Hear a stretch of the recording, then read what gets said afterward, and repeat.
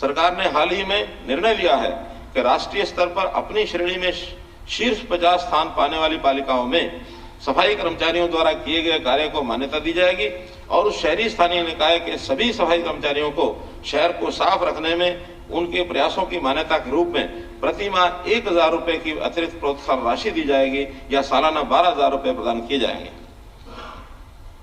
सरकार ने शहरी क्षेत्रों में अनधिकृत कॉलोनियों के नियमितीकरण प्रक्रिया को व्यवस्थित तरीके से शुरू किया है और राज्य में ऐसी 190 कॉलोनियों के नियमितकरण के लिए सैद्धांतिक रूप से स्वीकृति प्रदान की है।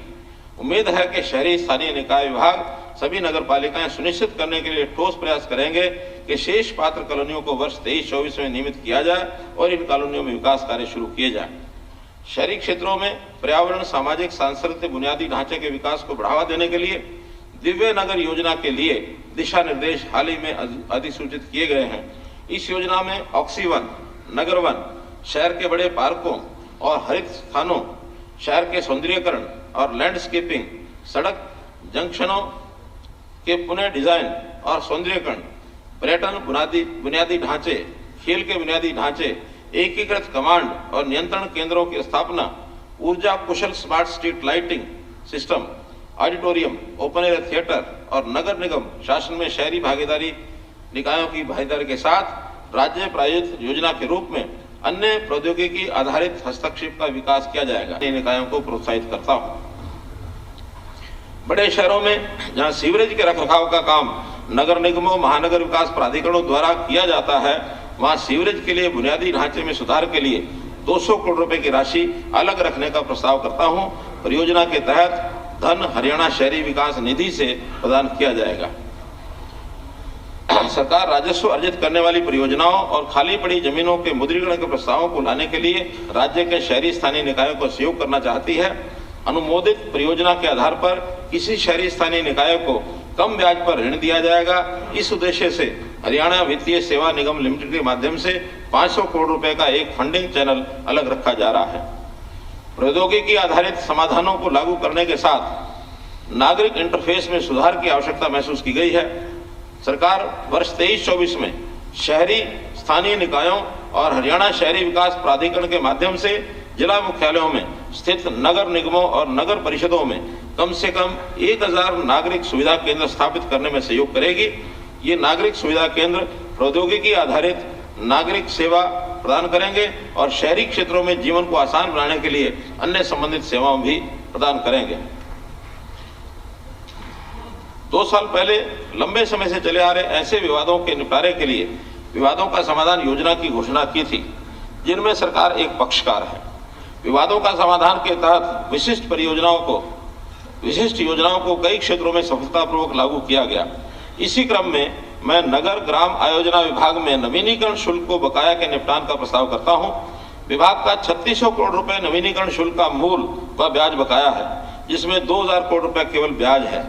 यह योजना बकाया ब्याज की छूट प्रदान करेगी। अगर लाइसेंसी ने आंशिक कब्जा प्रमाण पत्र ले रखा है तो उसे ब्याज के एवज में सिर्फ बकाया नवीनीकरण शुल्क की मूल राशि का 10% देना होगा। अपूर्ण योजनाओं के लाइसेंसी को ब्याज के एवज में सिर्फ नवीनीकरण शुल्क के 25% का भुगतान करना होगा।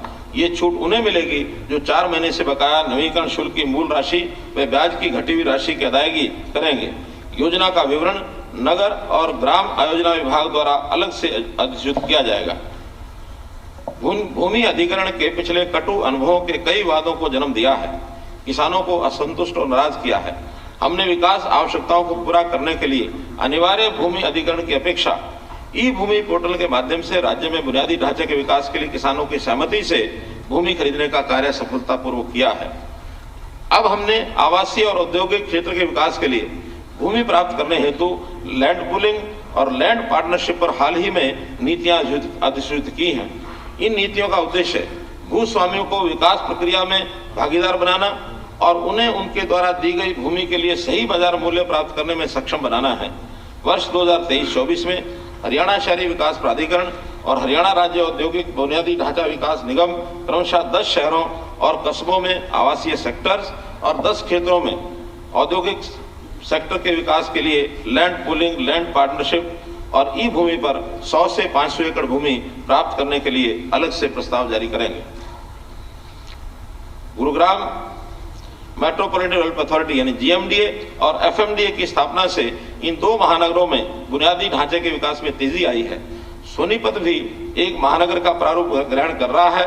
वर्ष 2023 में मैं कुंडली, राई और सोनीपत सहित एसएमडीए की एकीकृत योजना और विकास के लिए, सोनीपत मेट्रोपॉलिटन क्षेत्र की एकीकृत योजना और विकास के लिए एसएमडीए की स्थापना करने का कानून लाने का प्रस्ताव करता हूं। महानगर विकास प्राधिकरण के माध्यम से फरीदाबाद और सोनीपत में रेन्यूअल सिस्टम पर आधारित और गुरुग्राम में नहर के पानी से नई जलापूर्ति वृद्धि परियोजनाएं शुरू की जाएंगी।